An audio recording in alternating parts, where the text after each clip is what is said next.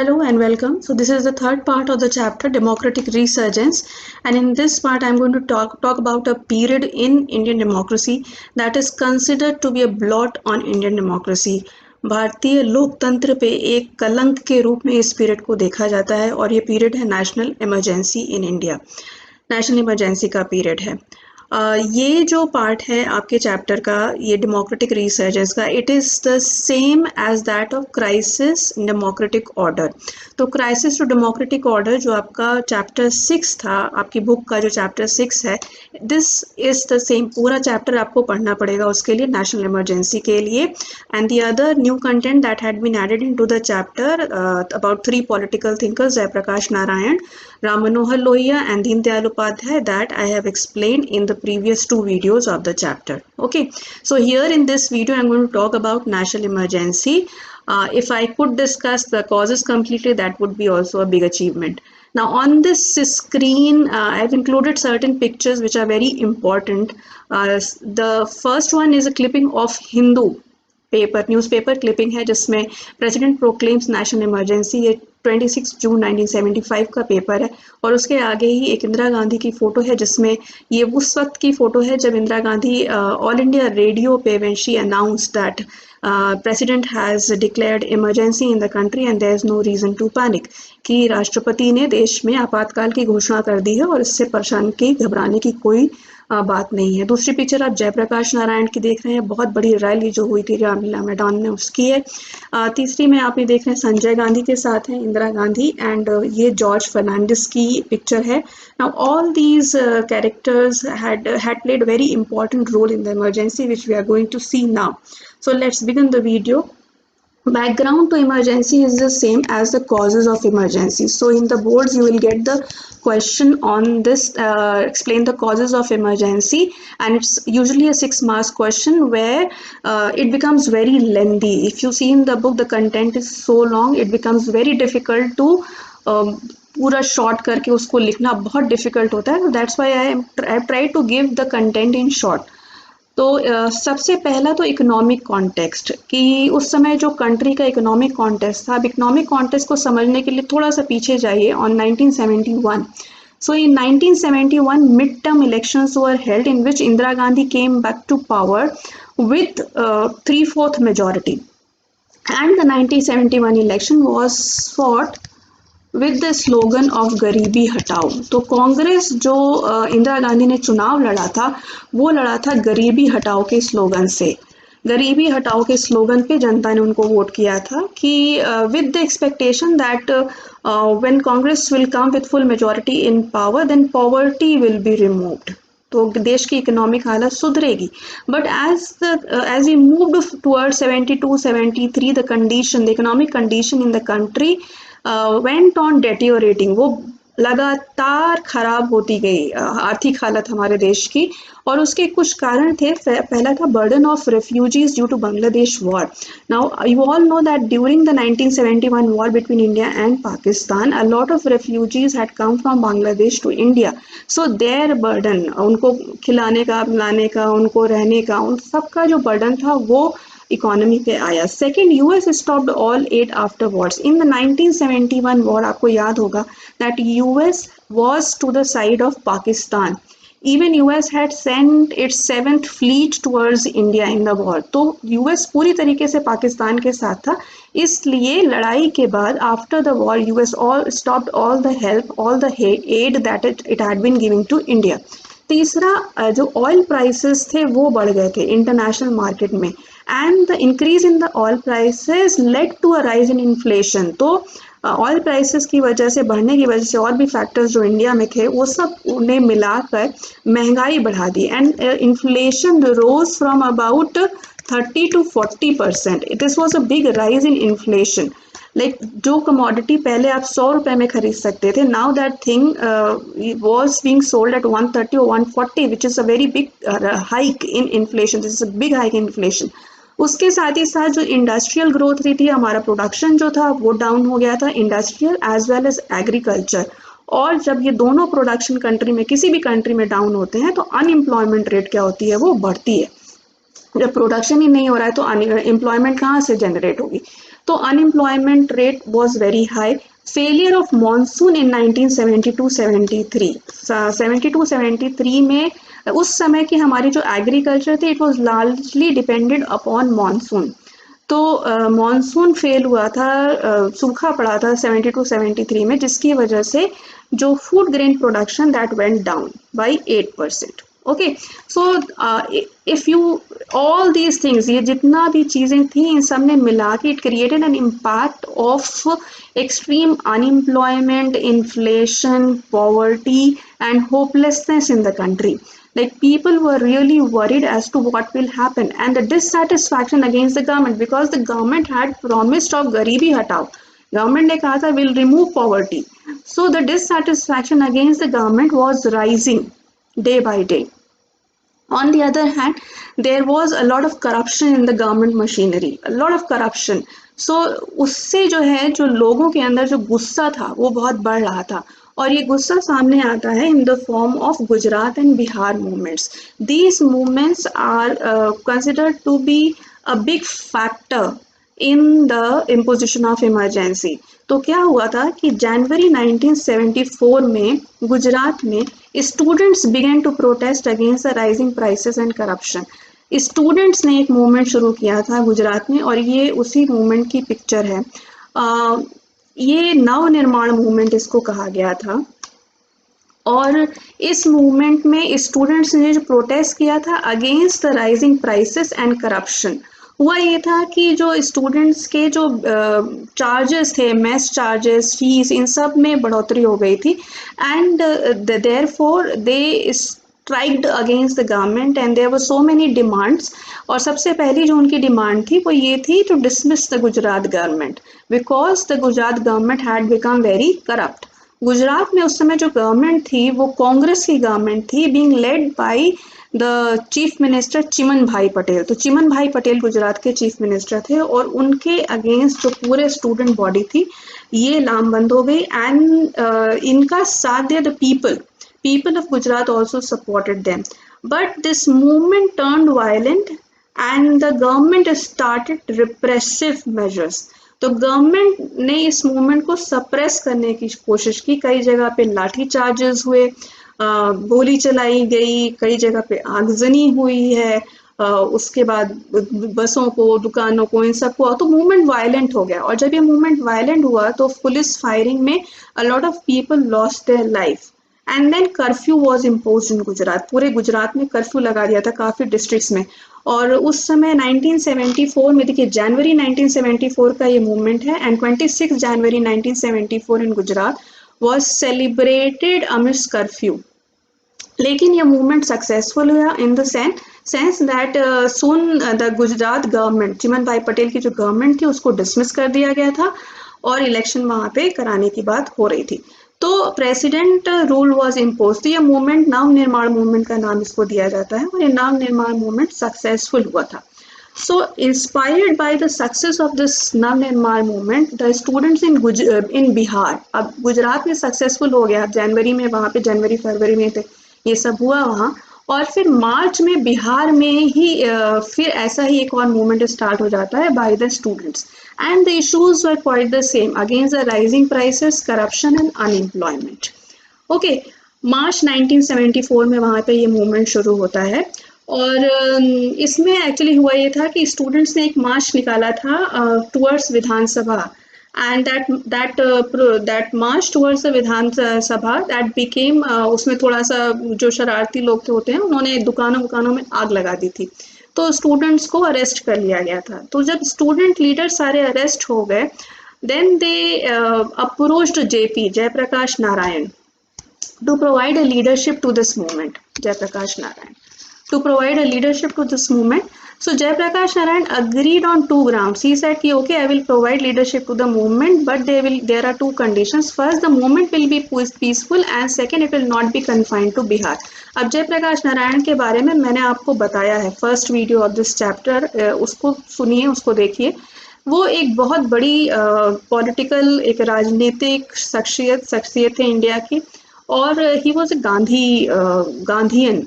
तो उनका ये कहना था कि मूवमेंट पहले तो पीसफुल होगा, वायलेंस नहीं होगा मूवमेंट में, क्योंकि एक प्रैक्टिकल वो चीज़ है कि अगर मूवमेंट वायलेंट होता है कोई भी, then it is very easy for the government to suppress it. And then he said it will not be confined to Bihar, because the problems that are being, the issues that are being tackled, that are being raised through this movement, that of rising prices, corruption and unemployment, it's not only confined to Bihar, it is all India issue, and the government has to be answerable. Okay, and then he assumed the leadership of the movement, and he gave the call of total revolution. Now about total revolution also I have told in the first video. He said that it would be a total revolution, revolution in 6 fields, 6 fields की उन्होंने बात की थी, और ये एक संपूर्ण क्रांति होगी जिससे कि हमारा जो लोकतंत्र होगा वो बनेगा जो आज़ादी के टाइम पे जो हमारे फ्रीडम फाइटर्स बनाना चाहते थे. तो now we have to bring a complete revolution in all walks of life, and then we have to make sure that the power actually comes into the hands of people. It doesn't rely into the hands of the rulers. कि सरकार के हाथ में power नहीं होनी चाहिए, लोगों के हाथ में पावर होनी चाहिए, और सरकार को लोगों की इच्छा के अनुसार काम करना चाहिए. तो ये टोटल रिवॉल्यूशन की बात उन्होंने कही, और इसमें कई तरह के सुधारों की बात उन्होंने कही. उसके बाद ये मूवमेंट जो था ये काफ़ी जोर पकड़ने लगा.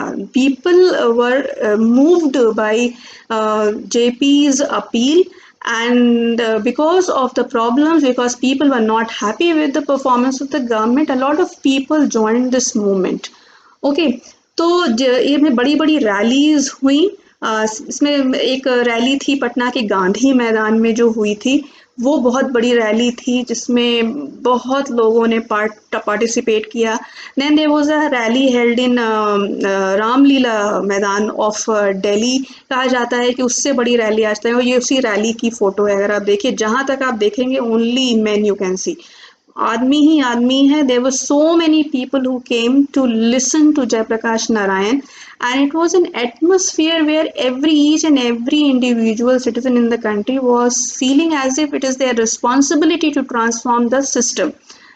एंड उस समय की मूवमेंट की बहुत सी हाईलाइट्स, जैसे रामधारी सिंह दिनकर हमारे जो राष्ट्र कवि हुए हैं, his poetry was recited during these rallies, कि सिंहासन खाली करो कि जनता आती है. ये जो लाइन थी, सिंहासन खाली करो कि जनता आती है, वो इस मूवमेंट का कैचवर्ड बन गई थी, फ्रेज बन गई थी, कि asking the government to vacate, asking Indira Gandhi to vacate, people are ready to take over. So सिंहासन खाली करो कि जनता आती है. और इन मूवमेंट से इंदिरा गांधी बहुत परेशान हो गई थी. These parties projected JP as an alternative to Indira Gandhi. All opposition parties, Jansangh, Congress organisation, ये मैंने आपको बताया था 1969 में कांग्रेस स्प्लिट हुई थी. तो एक कांग्रेस थी इंदिरा गांधी की, और जो दूसरी कांग्रेस थी कांग्रेसो, ये वो कांग्रेस है. Bharatiya Lokdal, socialist party, all came in the support of Jayaprakash Narayan. He was projected as an alternative to Indira Gandhi, and it had become a fight, like इसको ऐसे प्रोजेक्ट किया था कि a fight between Indira Gandhi and JP. तो इंदिरा गांधी के rule को JP सीधी चुनौती दे रहे हैं. ये इस तरह से इस मूवमेंट ने फॉर्म लिया. Indira Gandhi was adamant not to dismiss the Bihar government. उनकी ये सोच थी कि अगर इस तरह एक एक करके मैं सारी स्टेट गवर्नमेंट्स को बर्खास्त करती जाऊंगी, जैसे कांग्रेस की सारी गवर्नमेंट थी स्टेट गवर्नमेंट्स, तो ये सिलसिला आगे ही बढ़ता चला जाएगा. इस तरह से तो हर जगह से कांग्रेस की गवर्नमेंट को रिजाइन करवाना पड़ेगा. So she refused to succumb to this pressure of the people. She saw it as a political problem. उन्होंने इसको इस तरह से देखा कि जितनी ऑपोजिशन पार्टीज हैं वो हमें पावर से हटाने के लिए षड्यंत्र कर रही हैं. तो ये बिहार और गुजरात मूवमेंट बहुत बड़ा फैक्टर थे इमरजेंसी में. Then there was a railway strike also at the same time. So employees of the railways went on a nationwide strike in May 1974. ये क्यों हुई? तो उस समय देखिए, ये जो आप देख रहे हैं ये फिगर, ये है George Fernandes. He became the railway minister of India. बाद में की राजनीति में, कोलिशन पॉलिटिक्स के दौर में, ही became the railway minister of India. ये उस समय जो थे, वो जो रेलवे की यूनियन होती है, वर्कर्स यूनियन जो होती है, ऑल मैन रेलवेज फेडरेशन, उसके ये लीडर थे. ठीक है। इस यूनियन ने अपनी कुछ डिमांड्स को लेकर, जो डिमांड्स रिलेटेड थी to the bonus and the service conditions, strike की, and this strike continued for 20 days. 20 दिन ये हड़ताल चली थी। आज की कंडीशन को समझ के आप समझ सकते हैं कि उस समय इसका क्या मतलब था। उस समय एक होम डिलीवरीज भी नहीं होती थी, तो all the supplies in the country was stopped, all the rails were stopped for 20 days. Okay, government ने इसमें नेगोशिएट करने की बजाय, instead of negotiating with the striking unions in the federation, the government started repressive measures. Strike को government ने illegal declare किया, जो बहुत से एम्प्लॉयज़ को बर्खास्त कर दिया गया, सस्पेंड कर दिया गया, जो रेलवे क्वार्टर्स थे उनको खाली कराया गया। इस तरह की बहुत सी चीज़ें हुई। सो तो simple, it was an industrial dispute, and this industrial dispute was transformed into a movement, a fight of the railway employees and the government. Okay, तो ये एक और फैक्टर था जिसने कि आग में घी का काम किया। उसके बाद Naxalite movement, there were many social movement also that were rising at that time. इस समय नेक्सलाइट मूवमेंट का राइज होता है, और जो मार्क्सिस्ट लेनिनिस्ट ग्रुप, नाउ अब CPIM, about CPIM you all have studied. Now this, from the CPIM a group separated which was called Marxist Leninist, और उसके लीडर ये थे चारू मजूमदार, CPIML के leader. And the CPIML started the movement, next insurgency movement against the government. तो ये शुरू हुआ था वेस्ट बंगाल के नक्सलबाड़ी में। तो नक्सलबाड़ी वेस्ट बंगाल में एक छोटा सा टाउन था। वहाँ पे जो किसान थे, जो पीजेंट्स थे, they started armed insurgency against the government, against the police, against the army. और इसीलिए this type of movement is called the naxalite movement in India. Naxalbari से ही नक्सलाइट नाम निकला है। So these groups taken to arms and insurgent techniques for the overthrow of the capitalist order and the established political system. उनका ये मानना था कि India में जो पावर है, जो समानता है, जो सोशलिज्म है, वो इस तरह से नहीं आएगा। वो पुलिस, इस पूरी गवर्नमेंट व्यवस्था जो है उसको वायलेंट तरीके से हमें हटाना पड़ेगा, और तभी जो डेमोक्रेसी है, ट्रू डेमोक्रेसी, वो आ पाएगी। These group believe in such ideology. Okay, तो ये भी उस समय चरम पे आ गया। उसके बाद एक सीरीज में कॉन्फ्लिक्ट चल रहा था between the parliament and the judiciary. About this you all have done in your class 11th कि पार्लियामेंट और जुडिशरी के बीच क्या कॉन्फ्लिक्ट चल रहा था। The conflict was over mainly 3 issues. Parliament's power to abridge the fundamental rights, ठीक है, कि पार्लियामेंट फंडामेंटल राइट्स को खत्म कर सकती है कि नहीं, कम कर सकती है कि नहीं। सुप्रीम कोर्ट ने कहा नहीं कर सकती है। पार्लियामेंट्स पावर ऑफ अमेंडमेंट, तो पार्लियामेंट ने ये कहा कि through amendment in the constitution parliament can amend any part of the constitution. भाई, हमें संविधान में परिवर्तन करने का अधिकार मिला हुआ है, तो हम किसी भी पार्ट में चेंज कर सकते हैं, बट कोर्ट ने कहा कि आप फंडामेंटल राइट्स को नहीं कर्टेल कर सकते हैं। Okay, so you can not amend the constitution in such a manner that rights are curtailed. और तीसरा ये इशू था कि fundamental rights can be curtailed to give effect to directive principles. तो यहाँ पे एक सीधा कॉन्फ्लिक्ट था बिटवीन फंडामेंटल राइट्स और डायरेक्टिव प्रिंसिपल्स में। तो सरकार का ये कहना था कि अगर किसी डायरेक्टिव प्रिंसिपल्स को इम्प्लीमेंट करने के लिए हमें फंडामेंटल राइट्स कर्टेल करना पड़ा तो हम कर सकते हैं, बट सुप्रीम कोर्ट ने कहा कि ऐसा भी नहीं कर सकते हैं। ये सारी इश्यूज आप क्लास 11th में पढ़ चुके हैं। Okay, but and this controversy was finally resolved with the Kesavananda Bharati case. About this also you all have done in class 11th।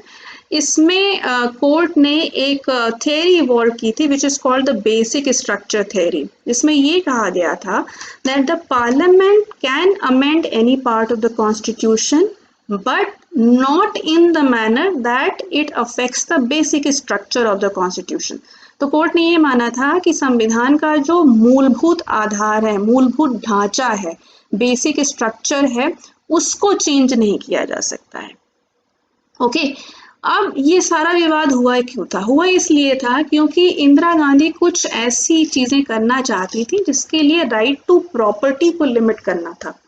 Okay, and this newspaper clipping I have included for that purpose only. Indira Gandhi wanted to end the privy purses. Privy purses वो थे कि राजाओं को कुछ pension मिलती थी, जो erst royal kings और प्रिंसेस थे who had signed the instrument of accession with India, जिन्होंने इंडिया में अपने राज्यों को मिला दिया था, दे वर गिवन सम पेंशन। तो इंदिरा गांधी उस पेंशन को खत्म करना चाहती थी, उन सारी सुविधाओं को खत्म करना चाहती थी। She wanted to end the privy purses, but it came in the way of the right to property. So right to property को कर्टेल करना था, ठीक है, और वो करने के लिए फंडामेंटल राइट्स आगे आड़े आ रहा था, तो ये कर नहीं पा रही थी, और इसके लिए काफी ज्यादा टसल हुआ between judiciary and parliament, and ultimately it became a tussle between Indira Gandhi and the supreme court. उनको ऐसा लगने लगा कि जो गवर्नमेंट करना चाहती है उसमें सुप्रीम कोर्ट अड़ंगे लगाता है, ठीक है। तो केशवानंद भारती केस में जिस दिन इंदिरा गांधी ने जिस दिन सुप्रीम कोर्ट ने जजमेंट दिया, उसके नेक्स्ट डे चीफ जस्टिस जो थे वो रिटायर हो गए थे। तो there arose a vacancy and on the post of the chief justice, and a new chief justice had to be appointed. So now Justice A.N. Ray was appointed as the chief justice, superseding the superiority of 3 judges. तो जिन justice का appointment हुआ था वो justice A.N. रे, ये इनकी picture है, ये है जस्टिस A.N. रे, इनको बनाया गया था chief justice, superseding the seniority of 3 जजेस। उस समय एक परंपरा थी कि जो सीनियर मोस्ट जज होता था उसको चीफ जस्टिस बनाया जाता था। यहाँ पे 3 जजेस की सुपेरियोरिटी को दरकिनार करते हुए, keeping aside the superiority of 3 जजेस, Justice A.N. Ray was appointed as the Chief Justice. This is called as the darkest day in Indian judiciary. भारतीय जो सर्वोच्च न्यायालय के इतिहास में इसको सबसे काला दिन माना जाता है कि एक सरकार ने इस हद तक जुडिशरी में इंटरफेयर किया और इस हद तक अपनी पावर को गलत तरीके से एक्सरसाइज किया। In opposition, all the 3 judges had resigned at that time. So this conflict with the judiciary also was one of the factors. और ये फाइनली जो हुआ वो था अनलमेंट ऑफ इंदिरा गांधी इलेक्शन। इंदिरा गांधी ने रायबरेली से इलेक्शन लड़ा था इन 1971 के इलेक्शन में। She was a candidate from Raebareli and to her opposite was Raj Narayan. ये राज नारायण है, ठीक है।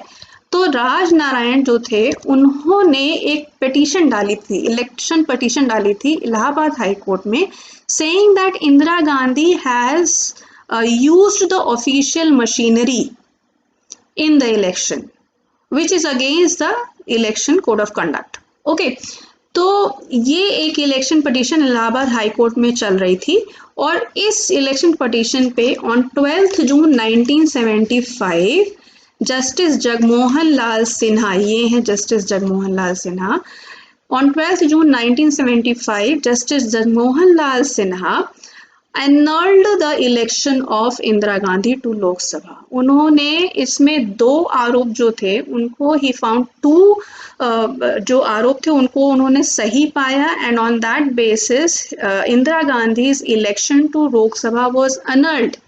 मतलब ये कि अब इंदिरा गांधी लोकसभा की सदस्य नहीं थी on 12th June 1975, and along with this it had the court order had imposed a restriction on Indira Gandhi as well, that she could not fight any election for the next 6 years। 6 साल तक उन पे चुनाव लड़ने का प्रतिबंध भी लगा दिया गया था। अब इसका इम्पैक्ट आप देख रहे हैं, अब वो जब लोकसभा की मेंबर ही नहीं है तो वो प्राइम मिनिस्टर कहाँ से होंगी, और वो अगले 6 साल तक लड़ भी नहीं सकती इलेक्शन, तो कोई सवाल ही नहीं हो सकता है। तो this judgement in a sense ended was going to end the political career of Indira Gandhi. Okay, so this judgment came on an election petition filed by Raj Narayan, ये रहे राज नारायण आपके, who contested against Indira Gandhi in 71. As a result, Indira Gandhi was no more an MP and therefore could not remain the prime minister. अब इंदिरा गांधी के पास 2 रास्ते थे, या तो वो रिजाइन कर दें और या तो वो सुप्रीम कोर्ट में इसके अगेंस्ट, इस जजमेंट के अगेंस्ट जाएं। तो रिजाइन करना वो चाहती थी, मगर ऐसा कहा जाता है कि उनके इर्द गिर्द जो लोग थे उन्होंने कहा कि नहीं, आप रिजाइन मत करिए। So this judgement was challenge in the supreme court. Supreme court अब यहाँ पर ये आते ये जून का समय है, देखिए अब जून में सुप्रीम कोर्ट बंद होता है, उनकी समर वेकेशन होती है। तो उस समय समर वेकेशन थी, तो एक स्पेशल जो लीव जज थे, जज ऑन लीव, उन्होंने इसको सुना, इस पिटीशन को सुना, और उन्होंने कहा कि मैं इसमें कंप्लीट जजमेंट नहीं दे सकता हूँ, तो उन्होंने एक पार्शियल स्टे दिया. Partial stay in the sense that he said that that for now Indira Gandhi could remain an MP but could not take part in the proceedings of the parliament. कब तक? जब तक कि उनका petition finally decide नहीं हो जाता. तो सुप्रीम कोर्ट में जिन्होंने पिटीशन डाली थी इसके अगेंस्ट, हाई कोर्ट जजमेंट के अगेंस्ट, वो जब तक फाइनली डिसाइड नहीं हो जाती है, till then Indira Gandhi could remain an MP. That means that she could remain the prime minister, but she could not take part in the proceedings of the parliament. And this was very insulting for Indira Gandhi. एक leader के लिए जो prime minister है कि आप parliament की proceeding में participate ही नहीं कर सकते हैं, तो ये कैसा प्राइम मिनिस्टर हुआ? So it was very insulting for her. उसके बाद ये जो हुआ, ये हुआ 23 जून को ये हुआ.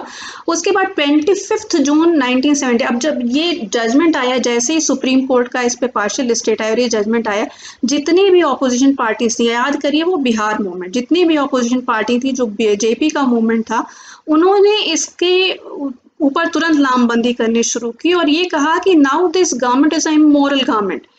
So we should and this government has no moral right to exist. Indira Gandhi has no moral right to exist in power. She should resign.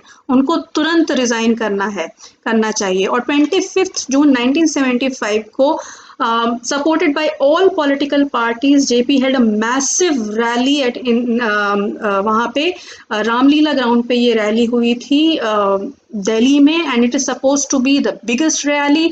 Dinkar ji की कविताएं वहाँ पढ़ी जा रही थी, लगातार पढ़ी जा रही थी. सिंहासन खाली करो की जनता आती है, उठो समय के घर रथ का घड़गड़ नाच सुनो, सिंहासन खाली करो की जनता आती है. इस तरह की आवाजें पूरा हो रही थी. और इन्होंने वहां पे रामलीला मैदान से दो चीजें कही. पहला ये कहा कि अगर इंदिरा गांधी रिजाइन नहीं करती हैं 29 जून तक, तब हम एक नेशन वाइड मूवमेंट चालू करेंगे और कुछ भी कंट्री में चलने नहीं देंगे. दूसरी बात इन्होंने कही कि he appealed to police and army. उन्होंने ये कहा पुलिस और आर्मी से कि stop taking orders from an immoral government. He gave call to army and police and the government officials not to obey illegal and immoral orders. ये बहुत ही बड़ा excuse बना इमरजेंसी का.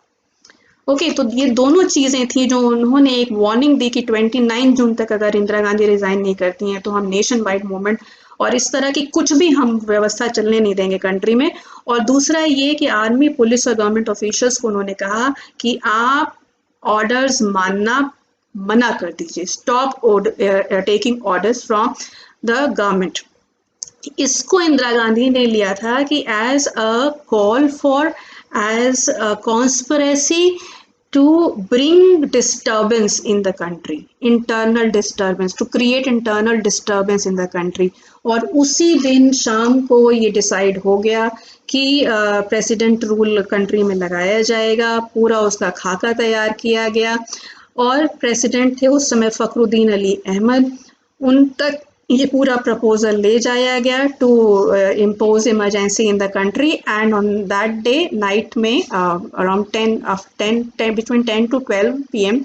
President imposed a state of emergency the night of 25th June under Article 352 of the Constitution on grounds of internal disturbance. देखिए article 352 में उस time दो grounds थे इमरजेंसी के. पहला था in case of war and aggression, external aggression, अगर कोई देश हमारे ऊपर आक्रमण कर देता है तो, और दूसरा था इंटरनल डिस्टर्बेंस. तो इसको लिया गया था इंटरनल डिस्टर्बेंस की सिचुएशन, जहाँ पे उन्होंने कहा था कि कुछ ऐसी ताकतें हैं जो हमारे लोकतंत्र को खतरा पैदा करने की कोशिश कर रही हैं. There are few forces that are trying to endanger democracy in India and that is why it is a condition of internal disturbance or the president has proclaimed emergency. तो 25 जून को आधी रात के समय इमरजेंसी लगा दी जाती है, इमरजेंसी डिक्लेयर्ड. और उसके साथ ही जितने भी मेन अपोजिशन लीडर्स हैं उनको अरेस्ट कर लिया जाता है. अब इसका इम्पैक्ट क्या क्या हुआ इमरजेंसी में, that I will be telling in the next video. This video already has become a bit long. इसमें बहुत सारी स्टोरीज हैं इमरजेंसी के टाइम की। अगर आप सर्च करिएगा, थोड़ा ब्राउज करिएगा इस बारे में, तो बहुत ही कहानियां हैं। मतलब क्लास में when I used to teach this chapter, this only the causes of emergency used to take around 4-5 classes. So इतनी बड़ी चीज को इतने छोटे में कर पाना मेरे लिए भी बहुत मुश्किल काम था। बट आई होप कि कुछ आप लोगों की समझ में आया हो। तो thank you for listening. Please like and comment and subscribe the channel. Thank you so much. Bye bye.